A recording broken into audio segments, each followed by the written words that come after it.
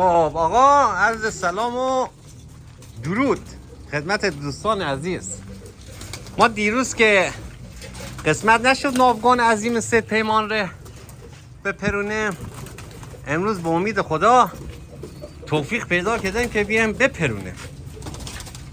این جوج موجا یکی از جوجا اینا رفته اونجا. نگاه چی بعضی از جوجا چقدر مثل بچه‌های، بعضی بچه‌ها هستن خیلی منظم و مظلوم و اینجوری. نگاه این جوجه رو ما چند روز پیش گذاشتم اینجا، 2 روز پیش پنجشنبه، هنوز تکون نخورده. ایشون هم خشایارشاه بزرگ هستن، شاه هخامنشی. ایشون هم که جناب گنابات هستن، دو در باز هخامنشی. خب سید پیمان با مهارتی که داره تو اینو شاه هخامنشی میتونه بگیره یا نه؟ کجا رفت؟ او چنگیز آقا کار قپه که اصلا نگاه کن، پرش ناوگان بدون چنگیز اصلا نگاه کن معنا نداره. برن اونور که سید را دلخور کرده. میگم دفتر سید فرو شما از بچه‌های با معرفت و با عشق مشهد. خب آقا چنگیز، سی چنگیز. خب نادر خشایار شاه بزرگ، یکی از دوستان کامنت گذاشته برا تو کفتره خانه تورت خیلی ها شوایی. آقای خوشگل آقا اسمی کشور موقع کشور اسمی کفتر ما مخیم به عشق تمام به چای بندر عباس که این روزا داره جور ایران رو میکشه بذاریم بندر عباس. خب ما همینا رو اوکی کنم. خب آقا ما این خوشگلاره دیدی خشایارشاه پر خود چکن عشق بیرون توقی ما نگاه بره ناراحت مشو ببینمش. خب این سینه اینجا چکار میکنه؟ یکی ای یکی او همین پدر سلواتی همین خونو که نیست، شهزاد قصه گویه ولی خب نمیپره. خب هنگش کن مشتبا. آقا ما اکانت هستم اینا رو بگیرم. یکی داریوش هخامنشی برو به شهر قصه ها، یکی همسر پاساک. تام بیا برو به شهر قصه ها. آقا در ضمن ما امروز آقا جاویده که قصه جاوید معروفه او رو میل کرده. خب همین شهرزاد قصه گو رو هم بگیرم. تو هم بیا برو، تو به درد پرش نمیخوری ولی بسیار کفتر زیبایی، خیلی زیبایی ماشاءالله که مثل خرس گریزلی مونه. خب سید پیمان تور رو برداره، تور سید رو نگاه کن. او یعنی چی توری داره سید پیمان؟ من دیگه که مهارت عجیبی دارم تو قریب گیریه، همه جا تور گذاشتم. آقا ما در حال نظافت پشت بوم به کبوتران مسافه. کاش که او ام کلثوم هم میگرفتم. برو بالا جاوید، برو بالا برو. بقیه برن تو، برو تو. نگاه توقی کجا رفت؟ از بیرون بودن خسته رفته زبون بسته. برو. خب آقا کفترا چند تا هن؟ 2 4 6 8 10 12 14 16 18 تا 18 تا. باریکالله همه پریدم غیر از این خوشات کنم. برو نه برونکا. ای زنده باد یکم نشسته.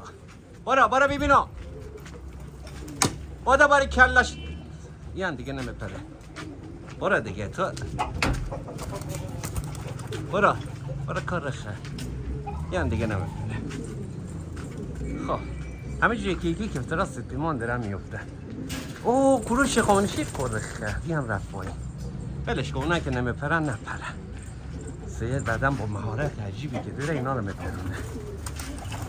خب آقا یکم از چی صحبت کنه؟ ما دیشب رفتن ساندویچی لطره نگاه کن. او کی ریزی میده؟ بره کی ریز میده؟ این نمه کیه؟ نمه برونکایه. نگاه. اوه پیروی مکنه نکنه از کفترهای لطه آمده ای برن. نگاه یکی تگ اینجا میپره، یکی تگ اینجا میپره، یکی تگ اینجا، یکی پرویز. نمیدونم، شاید کفتر غریبی اما که سر در نمیرم. فقط میبینم لطه داره با شدت زیادی ریز میده. حالا لطه نوستعدی. نگاه. یلا میخواه بذاره کفترها سپیمان خیلی بره بالا. یلا افشون رو زیر نظر داره. کو افشون؟ اوه نه افشونو چپ افشون سپیمان نگاه کن. ما دیروز ننه به چه زنگ زدن که برو ساندویچ ایرم بگم اصلا اهل کالباس و اینا نبودن به چای ما بهی. او سه جاوید رو نگاه کن، ای بگرد دیدار توره به رگ غیرت برخورد نه؟ ماشاءالله. اوه یکی میپره باز یکی میشینه. یکم سود بزنم.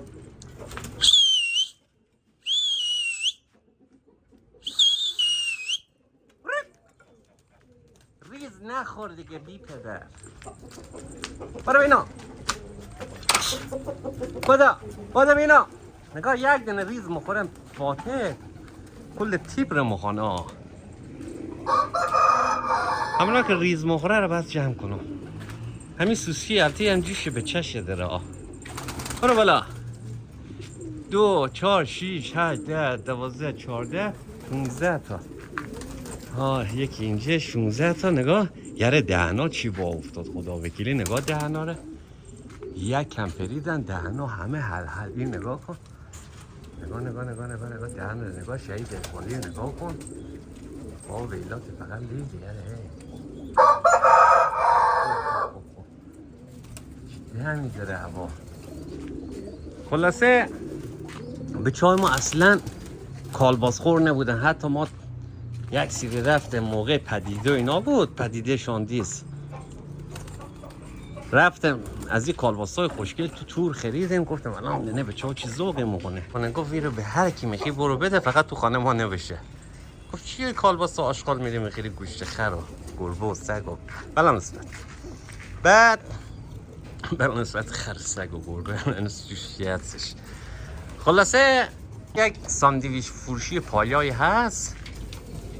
اینقدر ساندویچاش خوشمزه یعنی توپلوف بهت میده. یک دفعه رفتم خوردم. حالا دیگه هر از چنگاهی میگن ساندویچ. بعد دیگه بره مردم هم خوبه. نگاه وقتی میریم اونجا یک صف طولانیه. خب حالا ما تلفنی زنگ میزنم برم حاضر میکنم مرم تحویل میگیرم فقط. ولی اینو میخوام بگم الان مثلا بخی یک ترقه به شاندیز یک رستوران معمولی که الان بخی بری قشنگ 5 تومن برات در میاد. خب مردم با یک ساندویچ سرتش هم میارن. گرفتی؟ لذت هم داره خودش کار نداره خوشمزه. بیچاره یکم بوی فساد میره رو بومو. اگه بوی فساد نمیومد الان باز تعجب می‌کردی. نمیدونم جسد مسدیه یک بوی فاسدی کفتر مرده‌ای بشه. از این به چای کورخر ما هیچ چیز بعید نیست که کفتر رو بکنن توی کیسه و زیر دبه زیر سطلی بکنن. و الان اون شب زیاد بودجه ما زیر یه سطله بود اونجا. فقط شانس آوردم که دیدمش. نگاه این امیر بنده خدا توخ که امیر نه او ماده لورستانی تو توخ کرده بود اونا. ما برداشت میرد چیزش فساد از اینجا میه. یک بوی میه با خدا. این بوی فساد فرق داره. فساد کفتر تا بوی پیپی کفتر یکم داستانش فرقالوده. حالا شاید همینا رو ما گذاشتم اینجا داره بومه ده جوری. خب یکم کفترها دم بگیرم. آقا ما یکم چند روزیه چند وقتیه داریم دوره گوش میکنیم. حالا تو دوره خیلی هم تاکید داره آقا از دوره به کسی تعریف نکن. مخصوصا یک آشنایی که خیلی هم منفی بشه که بگه او اینا چیه چرت و پرتا. آدم باید بره کار کنه مگو چیز کار. یا آدم باید خوش شانس بشه تا توی کار موفق بشه. بعد خیلی حرفش جالبه. شدید حرفش جالبه. نگاه توی دوره میگه تو تنها در کاری موفق میشی 1 باورهای خوب داشته باشی 2 تلاش بکنی. نگاه ما تو کفتر باورهام به شدت خرابه، به